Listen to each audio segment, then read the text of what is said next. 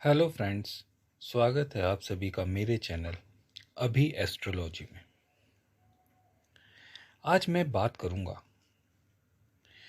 कि आपकी कुंडली में राहु की वो कौन सी स्थिति होती है, राहु किस भाव में बैठा होता है जो आपको आपके शत्रुओं पर विजय दिलवाता है। अब बात उठती है कि शत्रु कौन होते हैं।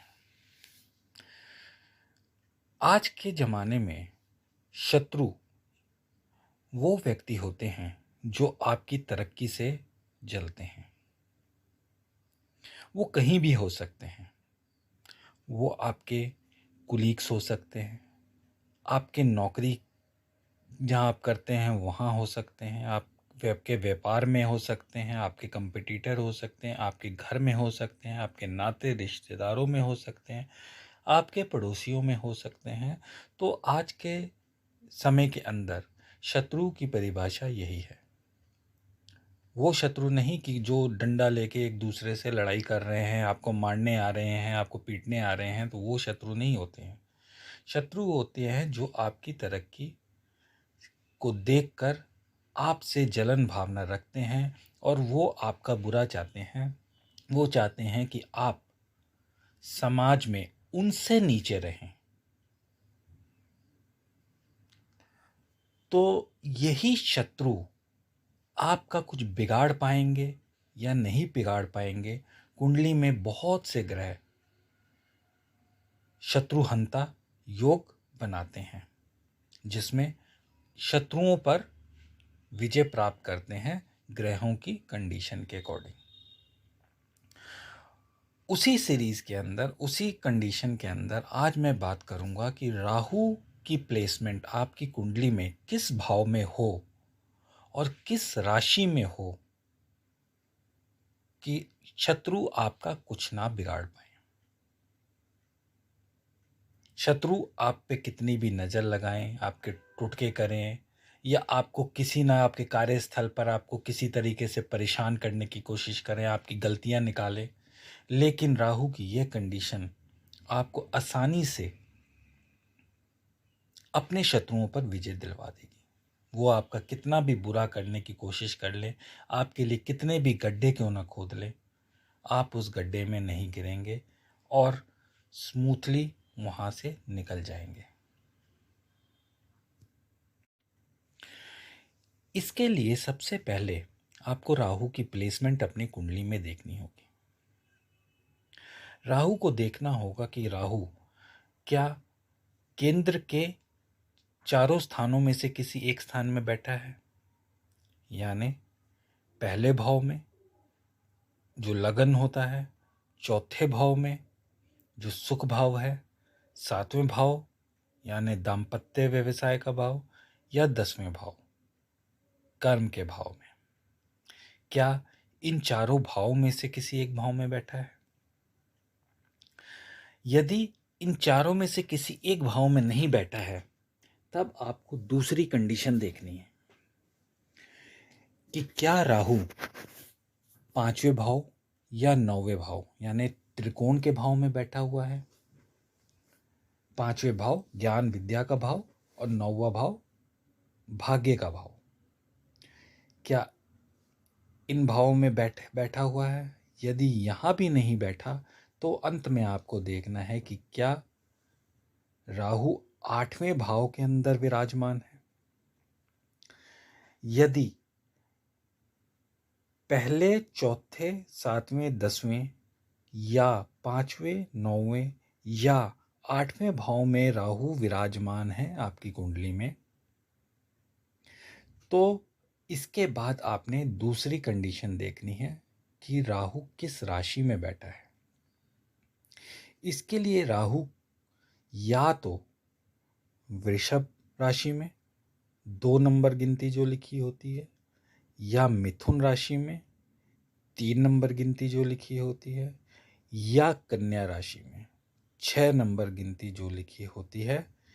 इन 3 राशियों में से किसी एक राशि में बैठा होना चाहिए।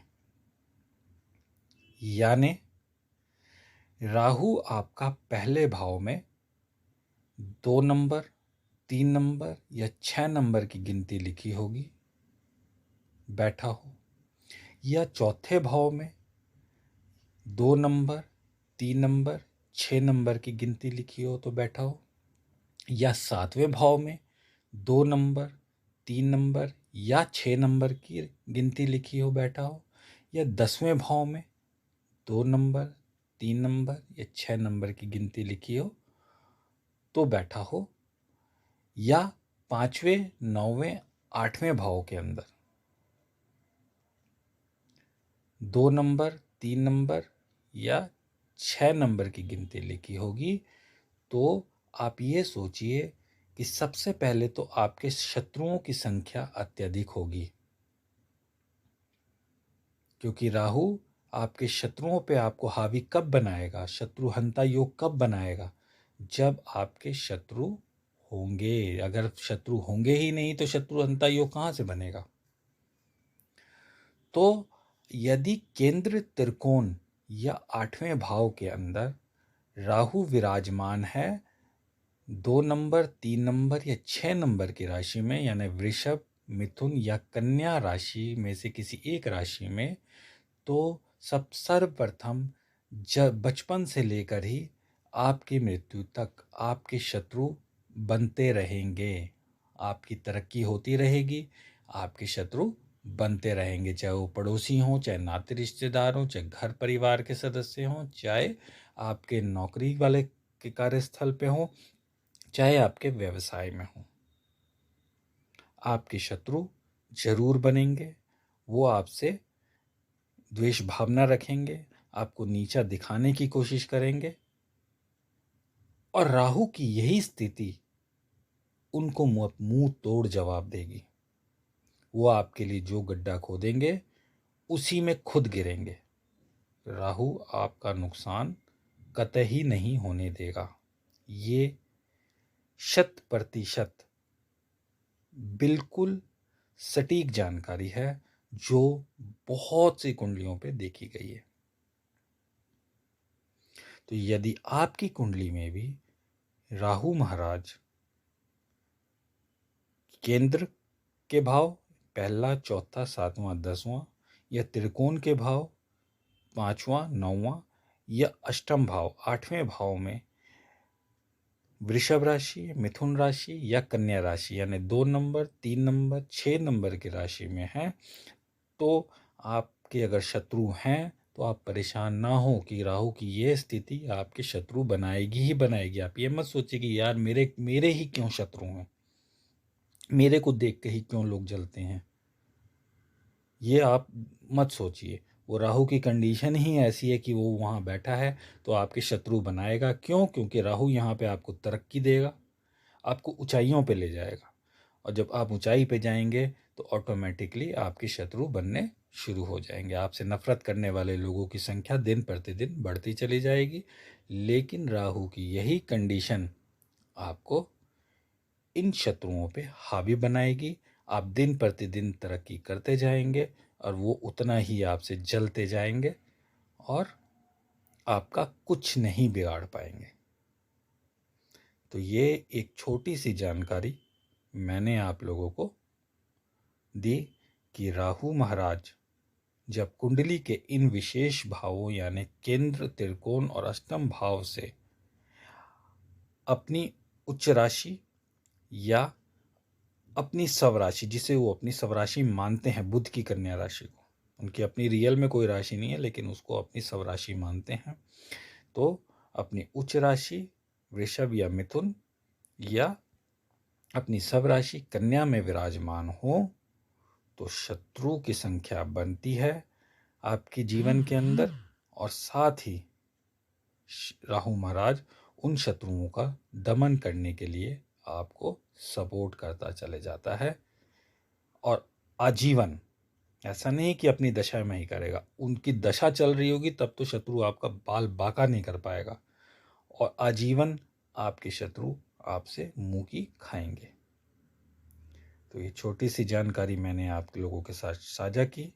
यदि आपको ये जानकारी अच्छी लगी तो प्लीज़ मेरे चैनल को आप लाइक, शेयर और सब्सक्राइब ज़रूर करें।